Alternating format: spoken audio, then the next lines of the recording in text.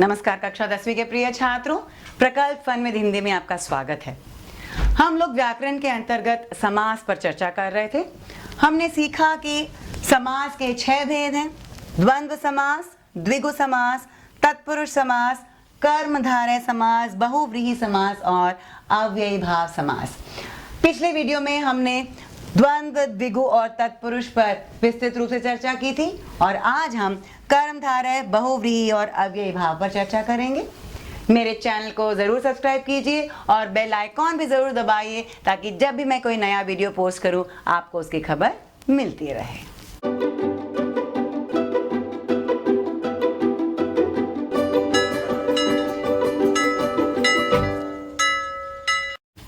सबसे पहले कर्मधारय समास सीखते हैं।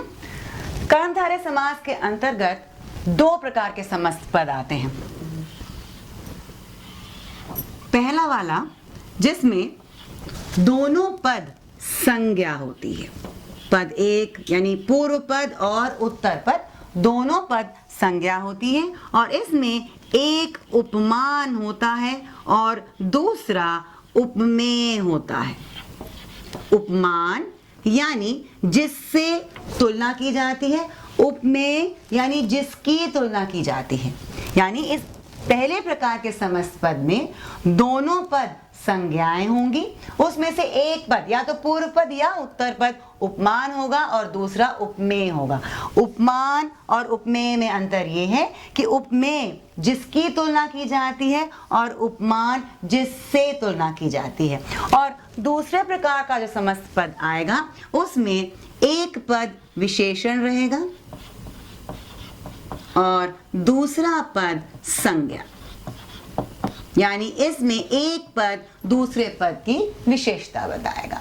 इसमें पूर्व पद विशेषण रहेगा और उत्तर पद संज्ञा, और ये विशेषण जैसे हम जानते हैं विशेषण संज्ञा की विशेषता बताता है, तो ये पूर्व पद उत्तर पद की विशेषता बताएगा। अब चलिए इन दोनों प्रकार के कर्मधारय समास को विस्तृत रूप से देखते हैं। सबसे पहले कर्मधारय के उन समस्त पदों को देखते हैं जिसमें उपमान और उपमेय है। अब यहाँ पर पहला उदाहरण जो लिखा हुआ है मैंने वो है चंद्रमुख। अब आप देख सकते हैं कि जो पूर्व पद है चंद्र वो भी संज्ञा है, उत्तर पद है मुख वो भी संज्ञा है। अब यहाँ पर हमें पता लगाना है कि किसकी तुलना की जा रही है और किससे तुलना की जा रही है। मैं दोहराती हूँ, किसकी तुलना की जाती है यानी जिस शब्द की तुलना की जाती है वो उपमेय है और जिस शब्द से तुलना की जाती है वो उपमान है। तो सबसे पहले तो हम देख लें कि कौन सा पद उपमेय है, कौन सा उपमान। अब यहाँ पर चंद्र और मुख में मुख यानी चेहरा ये उपमेय है और चंद्र इसकी तुलना चंद्र से की जा रही है, चंद्र उपमान है। तो इसका समास विग्रह होगा चंद्र के समान मुख।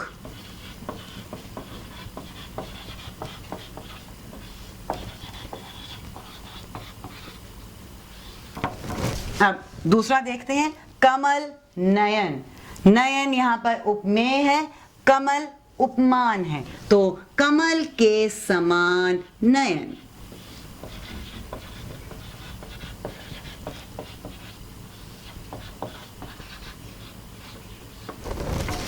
देह लता, यहाँ पर देह जो है शरीर उसकी तुलना की जा रही है एक लता, लता यानी बेल से। तो क्योंकि उपमान पहले आएगा यहाँ पर लता पहले आएगा, तो लता के समान देह।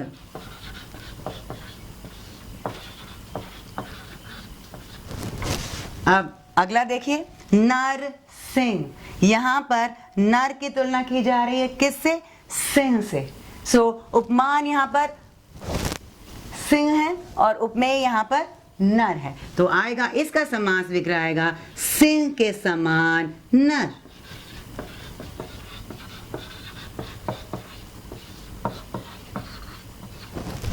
अगला देखते हैं प्राण प्रिय। प्राणों के समान प्रिय।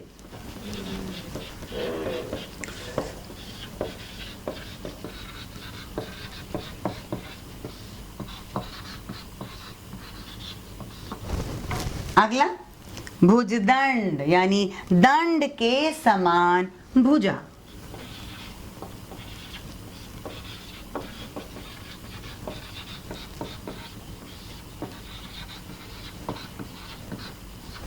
तो यहां पर अगर हम प्रारूप लिखें तो सबसे पहले आएगा उपमान। उपमान पूर्व पद भी हो सकता है, उत्तर पद भी हो सकता है। उसके बाद आएगा के समान। ये के समान जो है जरूर आना चाहिए। उसके बाद है उपमेय। इस प्रकार के समस्त पद जहां पर उपमान और उपमेय हो, यानी दोनों संज्ञाएं हो, पूर्व पद उत्तर पद दोनों संज्ञाएं हो, एक उपमान हो दूसरा उपमेय हो, उसका जो विग्रह होगा प्रारूप है उपमान, के समान, उपमेय। अब कर्मधारय के दूसरे प्रकार को देखते हैं जिसमें एक पद विशेषण और दूसरा विशेष्य है। अब यहां देखिए नील कमल, तो पहला पद नील है और दूसरा कमल।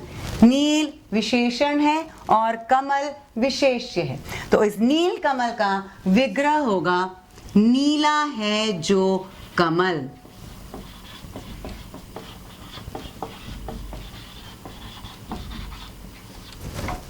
अब अगला समस्त पद देखते हैं। लाल मिर्च, लाल विशेषण है, मिर्च विशेष्य है, तो लाल है जो मिर्च।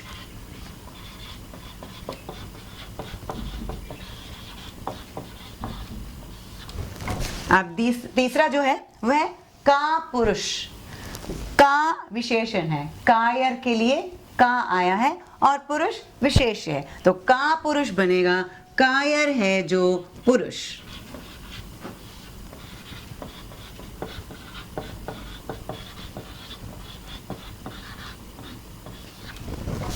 महात्मा, इसका विग्रह होगा महान है जो आत्मा।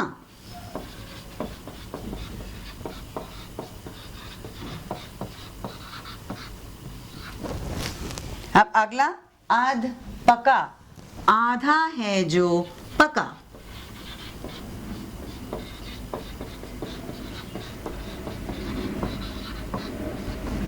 भला मानस, भला है जो मानस।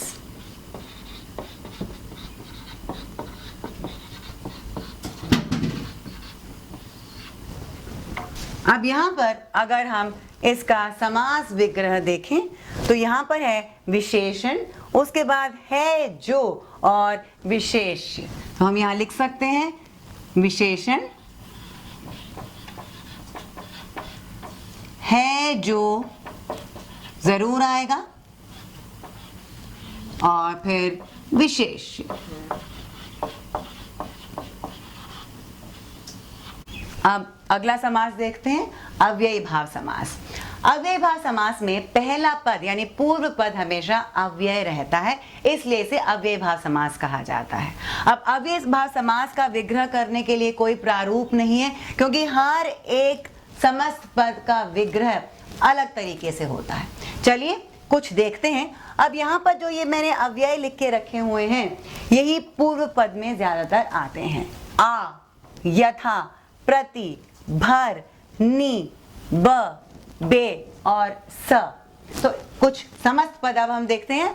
आ से आमरण, आजीवन। अब इनका अगर मैं समास विग्रह करूं तो आमरण का हो जाएगा मृत्यु तक और आजीवन का होगा जीवन भर।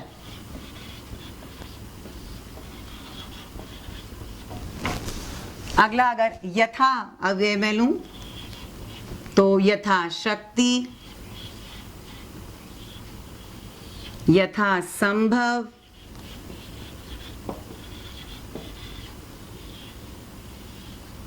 यथा नियम,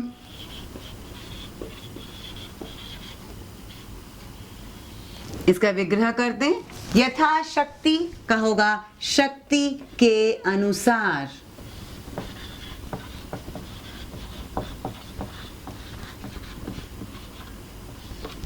यथा संभव जैसा संभव हो,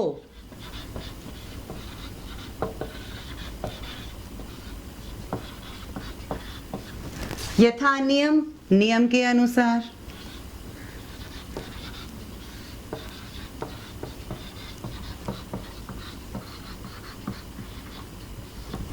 अब चलिए प्रति देखते हैं। प्रतिदिन, प्रत्यक्ष, प्रतिदिन का होगा हर दिन,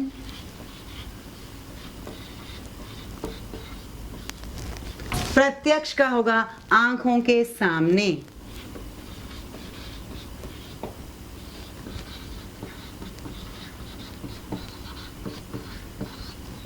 तो आप देख सकते हैं कि हर एक का जो विग्रह है करने का तरीका अलग है, तो इसका कोई प्रारूप नहीं लिखा जा सकता। एक बार आप पढ़कर 2-3 बार पढ़ेंगे तो आसानी से समझ में आएगा और याद भी हो जाएगा।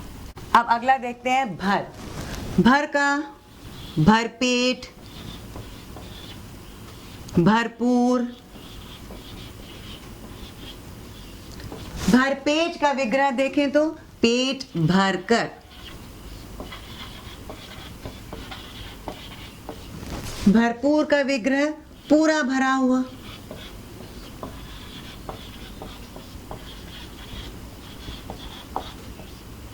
अब अगला ले लेते हैं, चलिए नि। निडर, निस्संदेह,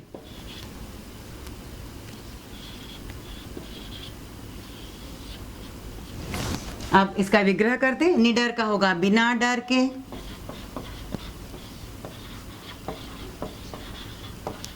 निसंदेह का बिना संदेह के,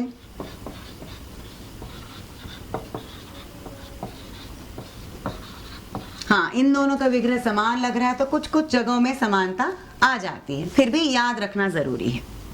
अब ब का लिख सकते हैं बखूबी, बकायदा, बाकायदा। तो बखूबी का होगा खूबी के साथ,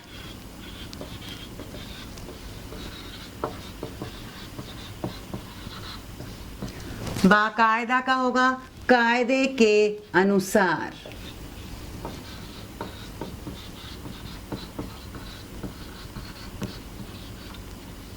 अब बे का देखते हैं। बेशक, बेकाम, बेशक होगा बिना शक के,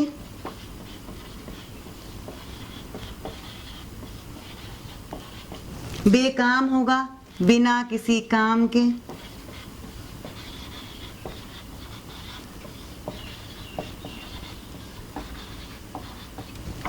अब इस स अव्यय के कुछ समस्त पद देख लेते हैं।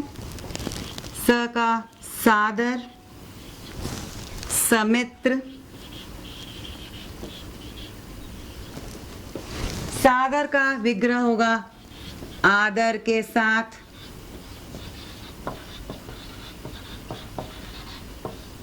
और समित्र का होगा मित्र के साथ।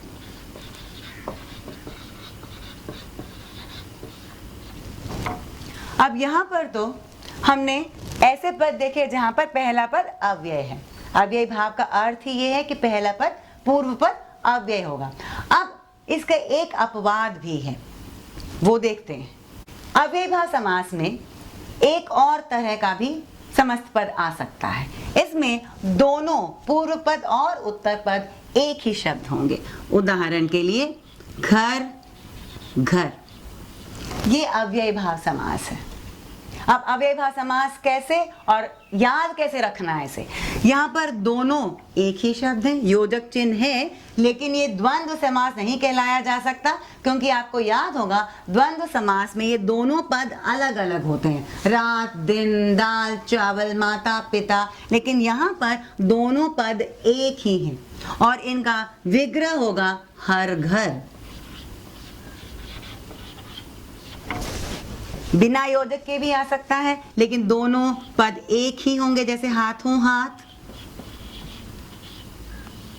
और इसका विग्रह होगा हाथ ही हाथ में।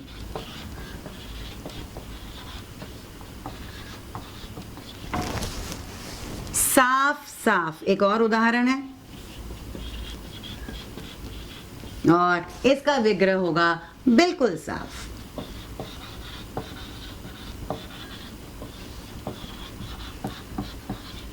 तो जैसा मैंने शुरुआत में कहा था अव्ययभाव समास के कि इसका कोई प्रारूप नहीं है, बहुत कम शब्द होते हैं, लेकिन एक बार, दो बार, तीन बार आप पढ़ लोगे तो आसानी से समझ में आ जाएगा। चलिए अब समास के आखिरी भेद की ओर चलते हैं, बहुव्रीहि समास। अब बहुव्रीहि समास में पूर्व पद और उत्तर पद मिलकर किसी तीसरे पद की ओर संकेत करता है, यानी जब इसका विग्रह किया जाता है तो ये किसी संज्ञा की ओर संकेत करता है, किसी दूसरी ही संज्ञा की ओर संकेत करता है।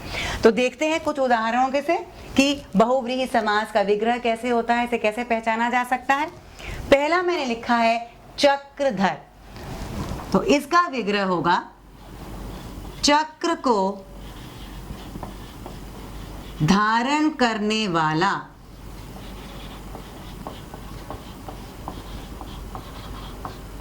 यानी विष्णु। यहां पर याद रखना है कि जब हम समास विग्रह करेंगे तो ये यानी शब्द जरूर आएगा, क्योंकि पहला और दूसरा पद देखिए, चक्रधर, चक्र को धारण करने वाला, ये दोनों मिलकर किसी तीसरे की ओर संकेत कर रहे हैं, विष्णु की ओर संकेत कर रहे हैं। तो ये यानी शब्द या अर्थात ये जरूर आएगा। अब नीलकंठ, इसका होगा नीला है कंठ जिसका, यानी शिव। अब अगला देखें, लंबोदर, इसका है लंबा है उदर जिसका, उदर का अर्थ होता है पेट, तो लंबा है उदर जिसका यानी गणेश। अब अंशुमाली, अंशु, अंशु का मतलब होता है किरणें, तो अंशु है माला जिसकी,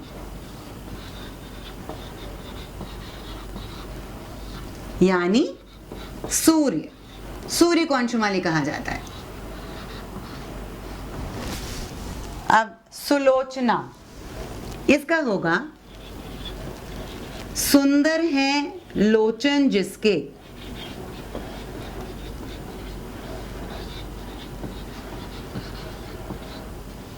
यानी स्त्री विशेष, जिस स्त्री के नेत्र सुंदर होते हैं, जिसकी आंखें सुंदर होती हैं, उसको सुलोचना कहा जाता है। अब आप देख सकते हैं कि हम एक प्रारूप बना सकते हैं इसका, जिसमें होगा पहला पद, उसके बाद कभी कभी कुछ शब्द आते हैं, फिर उसके बाद होगा दूसरा पद,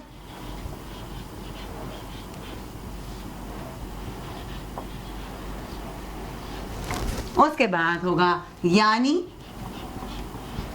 उसके बाद है तीसरा शब्द।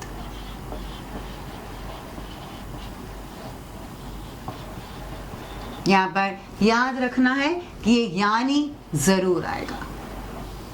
तो इसका प्रारूप है पहला पद, फिर कुछ शब्द, फिर दूसरा पद, फिर कुछ शब्द, कभी कभी सिर्फ इन दोनों के बीच में कुछ शब्द आते हैं, कभी कभी इन दोनों के बाद कुछ शब्द आते हैं, लेकिन उसके बाद यानी जरूर आएगा, और यानी के बाद तीसरा शब्द, यानी वह शब्द जिसकी ओर ये दोनों पद संकेत करते हैं। छात्रों, कुछ समस्त पद ऐसे हैं जो बहुव्रीहि के अंतर्गत भी आ सकते हैं और कर्मधारय के अंतर्गत भी आ सकते हैं, तो इनका अंतर कैसे पहचानें, चलिए देखते हैं। नीलकंठ, इसको दोनों के अंतर्गत लाया जा सकता है, लेकिन इसके विग्रह करने के अनुसार इसके समास का नाम दिया जाएगा। अब अगर नीलकंठ हम लिखें, नीला है जो कंठ, तो वो कर्मधारय बन जाएगा, क्योंकि नीला विशेषण है, कंठ विशेष्य है, वो कर्मधारय बन जाएगा। अब अगर हम लिखें नीला है कंठ जिसका,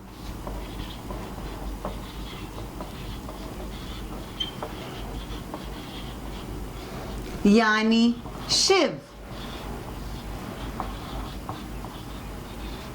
तो ये बहुव्रीहि होगा। उसी प्रकार यदि आपको समास विग्रह में मिले नीला है जो कंठ, तो उसका समस्त पद आप नीलकंठ बनाओगे और नाम दोगे कर्मधारय समास।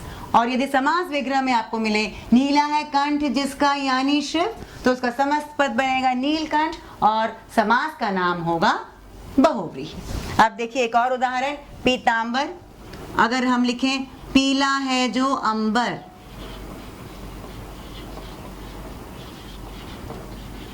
वो बन जाएगा कर्मधारय। और हम लिखें पीला है अंबर जिसका,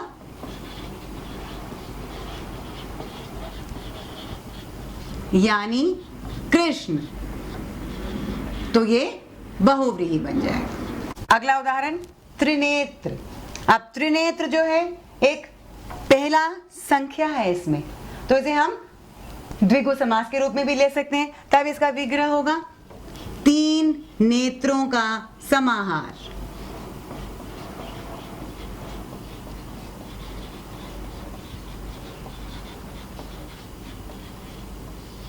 और यदि हम इसका विग्रह लिखें कि तीन नेत्र हैं जिसके,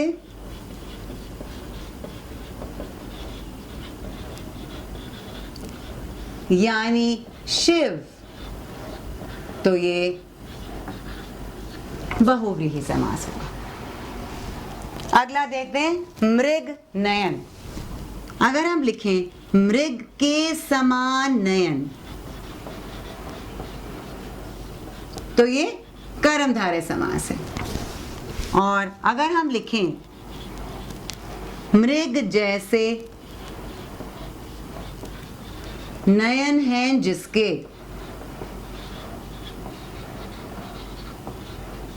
यानी स्त्री विशेष,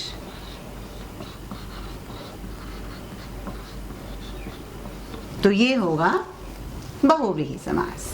अब अगला देखते हैं दशानन। अगर मैं दशानन का लिखूं 10 आनन का समाहार, तो ये बन गया द्विगु समास। और अगर मैं लिखूं 10 आनन हैं जिसके,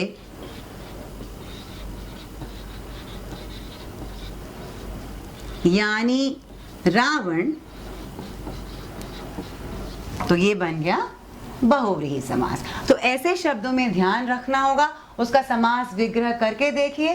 और अगर समास विग्रह आप पहला वाला जो करते हैं नीलकंठ का, तो आप उसका कर्मधारय लिखेंगे, दूसरा वाला करते हैं तो आप उसका बहुव्रीहि लिखेंगे। और समस्त पद के बाद समास विग्रह अगर आपको दिया जाए, तो समास विग्रह में जैसे यहाँ पर देख लेते हैं, अगर आता है 10 आनन का समाहार, तो आप दशानन लिख के द्विगु लिखेंगे। अगर आता है 10 आनन हैं जिसके, यानी रावण, तो आप दशानन लिख के उसको आप बहुव्रीहि करेंगे। जो 3 समास हमने सीखे हैं, चलिए कुछ और उदाहरण देख लेते हैं।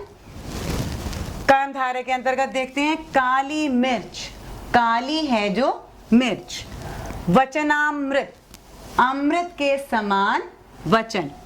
प्रधानमंत्री, प्रधान है जो मंत्री। चरण कमल, कमल के समान चरण। विद्याधन, धन के समान विद्या। महाराज, महान है जो राजा। श्वेतांबर, सफेद है जो अंबर। अब अव्ययी भाव के देखते हैं। यथाशीघ्र, जितना शीघ्र हो सके। प्रतिवर्ष, हर वर्ष। भरसक, पूरी शक्ति से। यथोचित, जितना उचित हो। द्वार द्वार, हर द्वार। बेफायदा, बिना फायदा के। आ जानू, जानुओं तक यानी घुटनों तक। अब बहुव्रीहि के कुछ उदाहरण है। गजानन, गज के समान आनन है जिसका, यानी गणेश। अल्प बुद्धि, अल्प है बुद्धि जिसकी, यानी व्यक्ति विशेष। तिरंगा, 3 रंगों वाला, यानी भारत का राष्ट्रीय ध्वज। पतझड़, पत्ते हैं झड़ते जिसमें, यानी ऋतु विशेष।